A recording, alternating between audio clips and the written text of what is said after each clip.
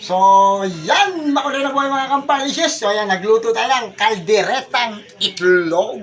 So, yan ang ulam for today. So, ayan, pakita ko sa inyo kung ano yung niluto natin ulam ko. So, samahan nyo ako mamaya, kakain tayo. Thank you!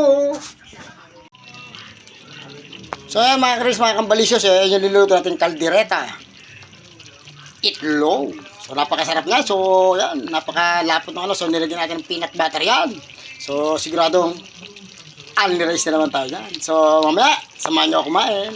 Let's go! Okay, magandang tanghali sa inyo. So, yan, meron tayong kalderetang nilagang itlog. So, yan, napakasarap niyan. So, kain po tayo. So, meron tayong kanin. Let's go! Taray! Yan. Yan, bagong luto.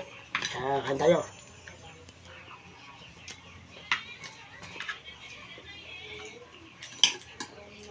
Sarap yun, lasang-lasa yung pinaka inilagay natin peanut butter. So, pasensya na kayo, hindi ko na videoan yung ano. So, sabi ko, ang gagawin kong video ngayon ay yung pagkain para makita nyo. Thank you, kain tayo!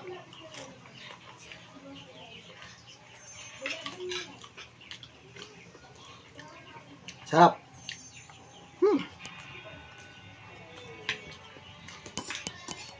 Siyempre, sa natin yung mga ating mga viewers, mga followers, sa lahat, not followers, sa lahat ng mga sumusuporta sa aking munting channel. Siyempre sa Team Family sa Kalam, sa ating mga kumpariham, kala pa na Henry Batiles, kala paring Eric, yan, shoutout sa lahat ng ating mga kumpariham. Shoutout.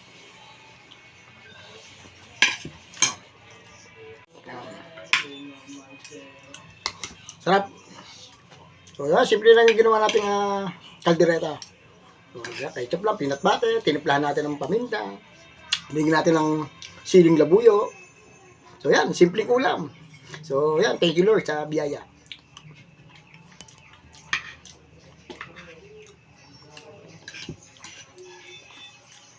Sarap yung simple lang yung ulam.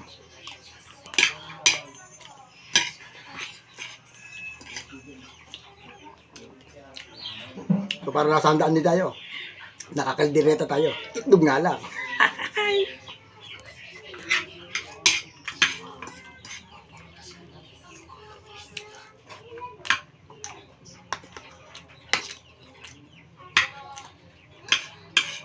Anghang.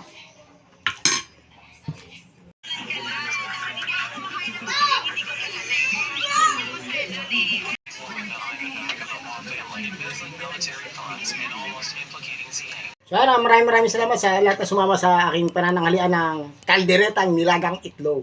So, itry nyo yung mga simpleng recipe ni Kambalicious.